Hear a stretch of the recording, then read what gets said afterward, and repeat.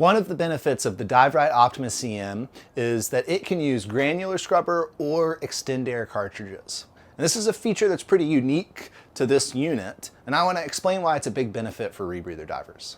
A super simple explanation of what scrubber material does is that it removes carbon dioxide from the breathing loop through a chemical reaction. A couple of key points is that the material is uniform, so the gas has to travel through it uniformly, that we keep water out of the material, and that we don't overuse the material. Because it is a chemical reaction, it will get used up at some point and won't scrub CO2 further. Granular scrubber is granules. It's broken up bits of material. It kind of looks like the activated carbon granules that you see inside your water filter. And we pour this into the scrubber canister and we tamp it down to give it a uniform layering. Extendairs are solid, so this same reagent was taken, it's been affixed to paper, the paper's then been rolled up, and it has very specific uniform channels for the gas to travel through. All Choptima divers need to be comfortable packing granular scrubber. While I do prefer the extendairs, granular scrubber is going to be more widely available and it's also less expensive. And if you run out of extendairs in a pinch, you should always be able to use this. The extendairs have a couple of benefits which make them preferred. First off is the time of packing. There isn't any. You just drop this in and you're done. There's no tamping that has to happen, and your risk of channeling is very, very low compared to the granular scrubber where you need to pack it correctly or else you can get bypass or channeling.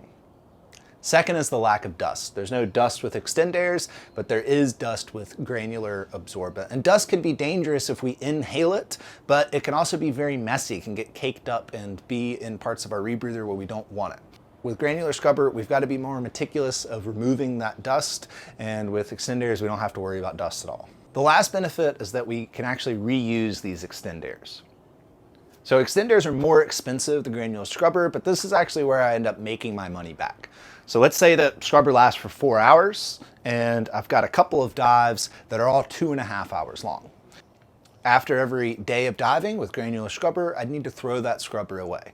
And with the extendairs, I still can't use the same scrubber for 2 days in a row, but I can save my scrubbers. So at the end of those days of diving, I have a couple of scrubbers that all have an hour to an hour and a half left on them. So I could take those out for my next shore dive and not end up wasting that time on the extendairs. Obviously, the point isn't to milk every second out of our scrubber. We need to be comfortable throwing scrubber away when it's close and we don't have enough contingency time in there. However, with the extendairs, we have a little more flexibility with being able to package them up, save them, and use them for a little bit longer when it's appropriate. Assuming that we can get extendairs, they're awesome and definitely what I prefer. And while every Choptima diver needs to be comfortable packing a granular scrubber, given the choice, I prefer the extendair for those 3 reasons: the packing time, the lack of dust, and the ability to reuse them. Thank you for watching.